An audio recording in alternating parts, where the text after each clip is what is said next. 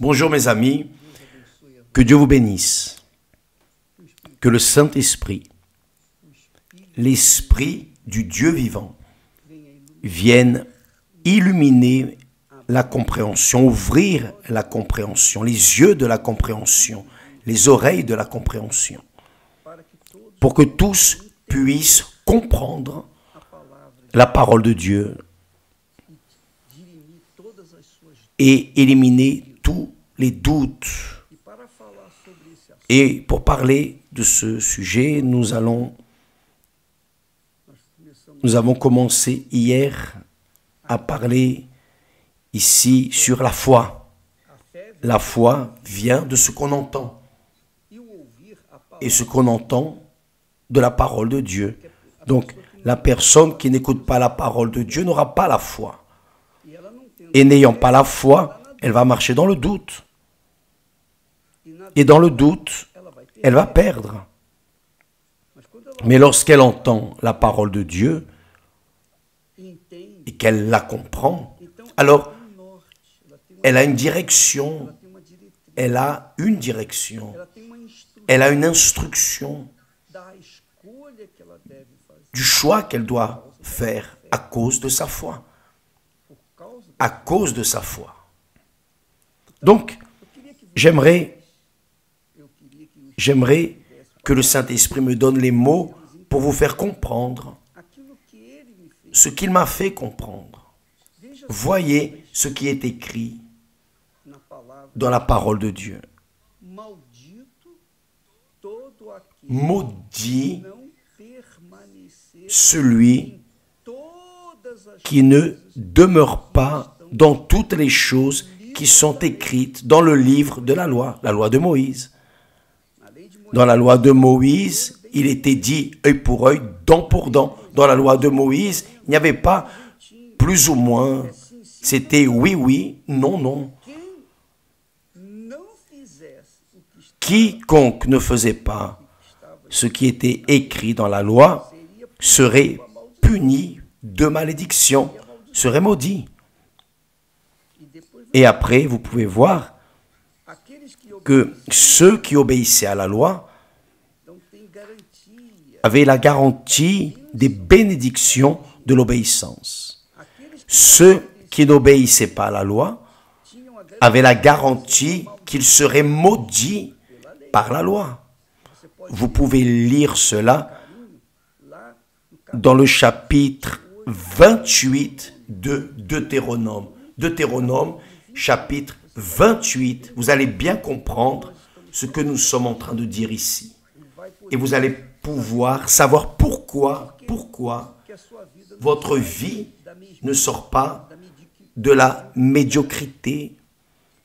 Pourquoi votre vie est plus ou moins, même en étant une personne religieuse, croyante, chrétienne, mais votre vie ne se développe pas. Pourquoi? Allez-y, Deutéronome 28, chapitre 28. Vous allez voir. Là, parle de la loi. La loi qui bénéficie ceux qui obéissent, mais qui maudit les désobéissants, les rebelles. Donc, voyez. Donc, l'apôtre Paul, lui qui était un maître de la loi, qui connaissait bien la parole de Dieu, a dit « Maudit quiconque ne demeure pas dans toutes les choses qui sont écrites dans le livre de la loi. Tous sont maudits, ceux qui n'obéissent pas à la loi. » Et il dit aussi, il est évident que par la loi que Dieu a donnée, personne ne sera justifié devant Dieu. Personne. Par la loi, personne n'est justifié. Pourquoi? Parce que tous faillissent. Parce que l'être humain naît déjà fruit du péché. Parce que ses parents étaient pécheurs. Les enfants sont aussi pécheurs. Et cela, c'est ce qui est écrit, déterminé, prouvé, montré dans les Écritures sacrées. Lorsqu'Adam et Ève ont péché, ils ont engendré des enfants du péché. Leur nature pécamineuse, auparavant, ils avaient une nature pure. Et les enfants naîtraient purs, sans péché. Parce qu'ils n'avaient pas de péché. Mais après qu'ils ont péché, les enfants sont nés en péché. En péché. Caïn et Abel est un exemple de cela.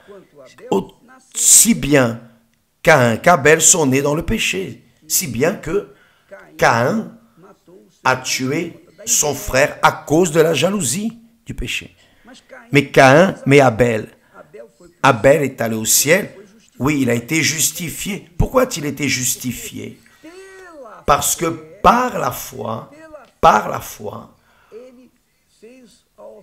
il a fait l'offrande de sacrifice qui a plu à Dieu. C'est-à-dire, il a montré un cœur docile, obéissant, un cœur serviteur.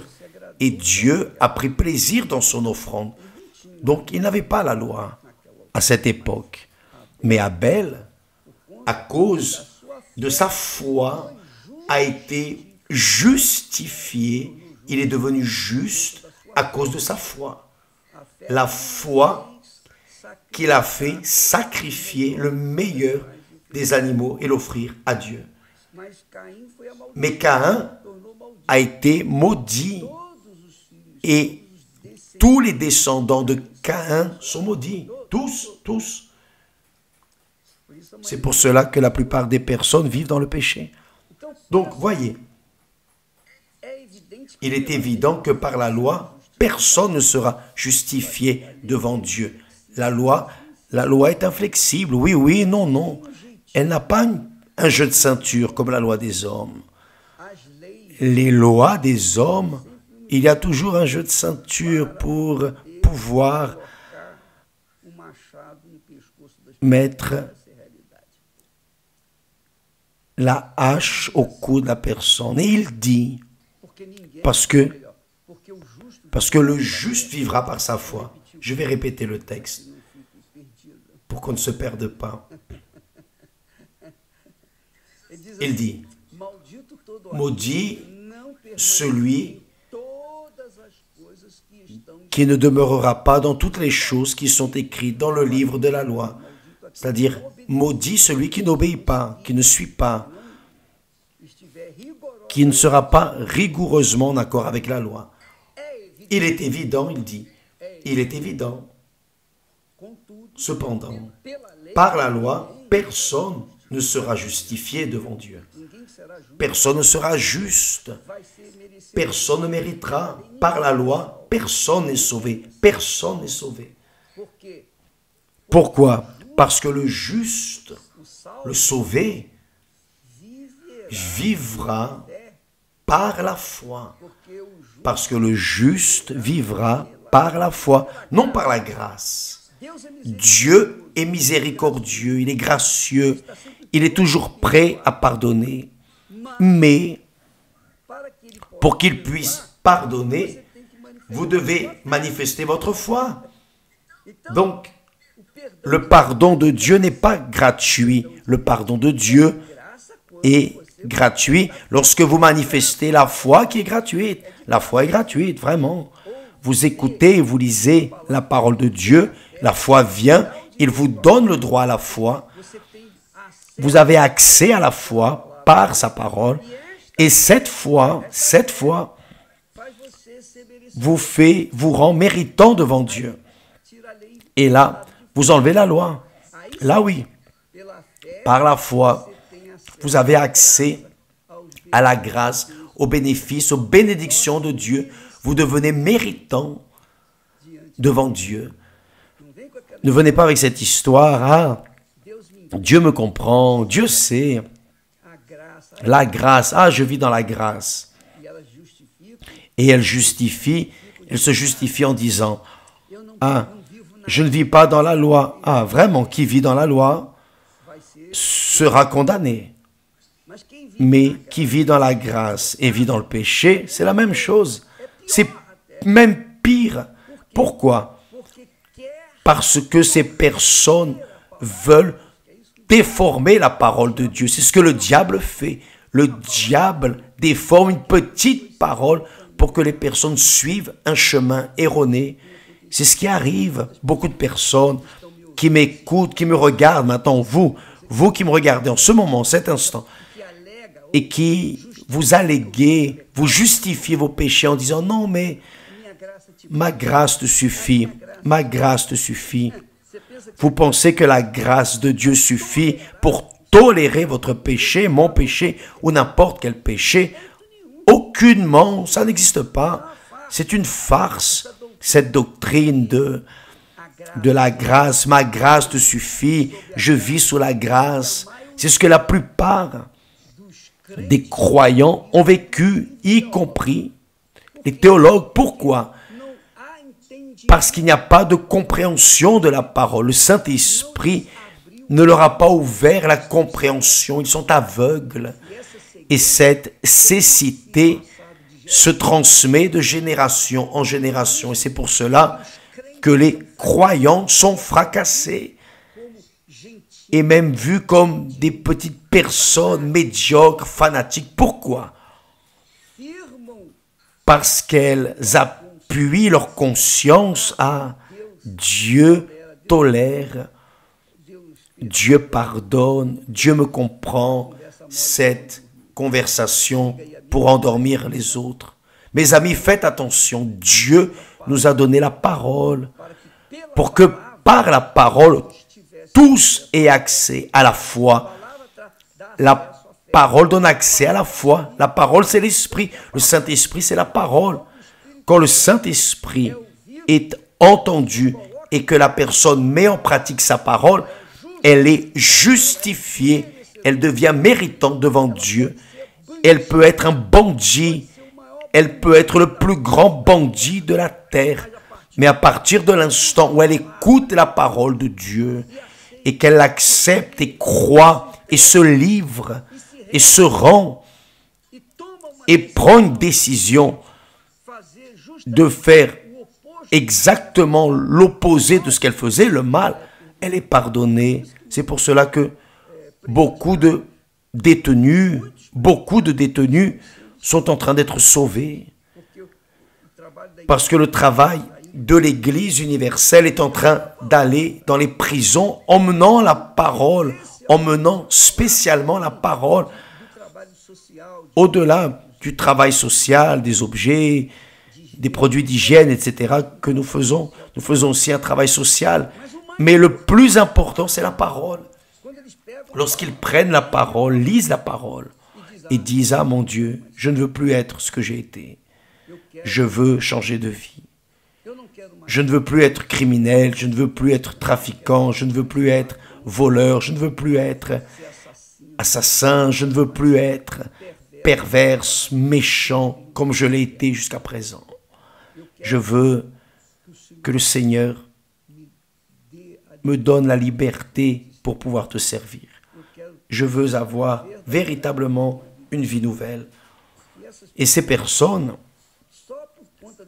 juste à cause de cette action de la foi ou à cause de la parole qui est tombée dans leur cœur, ces créatures prennent la décision, Seigneur, je décide de laisser cette vie d'erreur maintenant.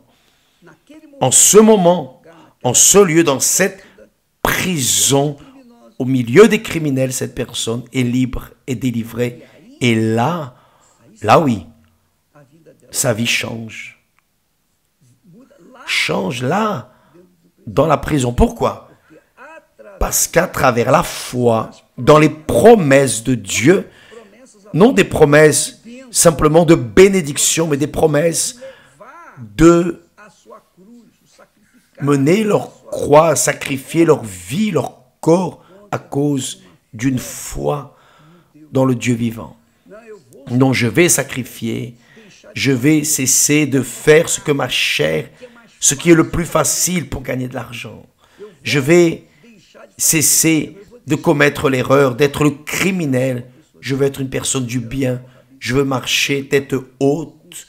je veux marcher avec la conscience pure. Quand la personne prend cette décision à cause de la foi que Dieu lui donne, que le Saint-Esprit lui donne, quand elle écoute la parole, alors elle est sauvée. Elle est sauvée. Si elle continue dans ce rythme, dans ce chemin de la foi, elle sera sauvée. Maintenant, si elle tourne le dos et dit, ah bien, je crois en Jésus, je crois dans la croix, je suis ceci, je fais cela, je fais ceci encore,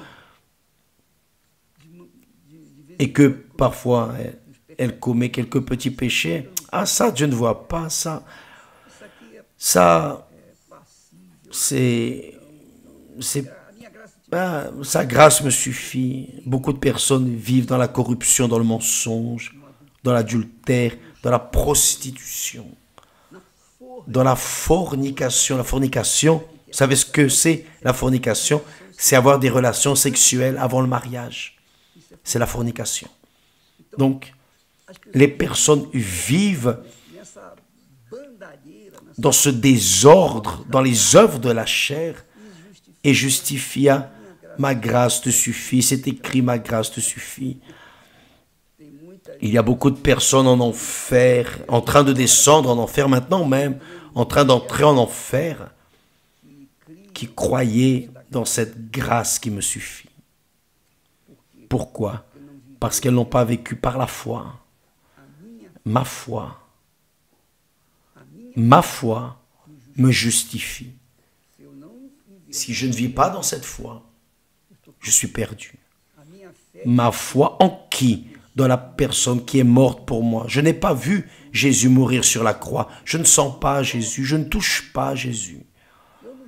Je n'ai rien vu de ce qui est arrivé avec lui. Mais j'ai cru dans sa parole. Je crois dans sa parole. Et cette croyance me fait vivre une vie basée dans l'intégrité, me fait vivre une vie appuyée dans ce qui est juste, correct, certain. Donc, obligatoirement, je dois vivre une vie de qualité. Pourquoi? Parce que je vis appuyé sur la parole de Dieu. Et c'est ce qui doit vous arriver, mes amis.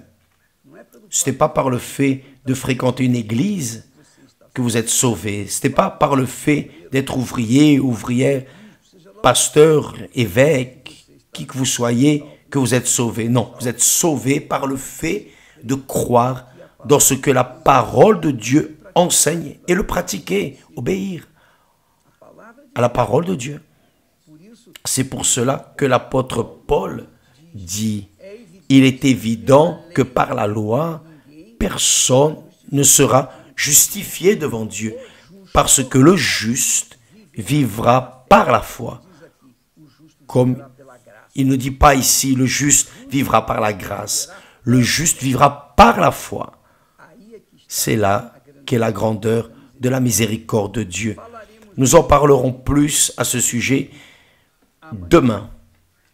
Mais si vous voulez avoir une foi saine, une foi intelligente, alors ce mercredi, nous serons en train de parler de ce sujet qui, évidemment, va ouvrir vos yeux. La parole du Dieu vivant nous donne la foi vivante pour vivre une vie de qualité. Comme Jésus a dit, je suis venu pour que vous ayez la vie et l'ayez en abondance. Que Dieu vous bénisse tous ceux qui croient et vivent par la foi. Grâce à Dieu.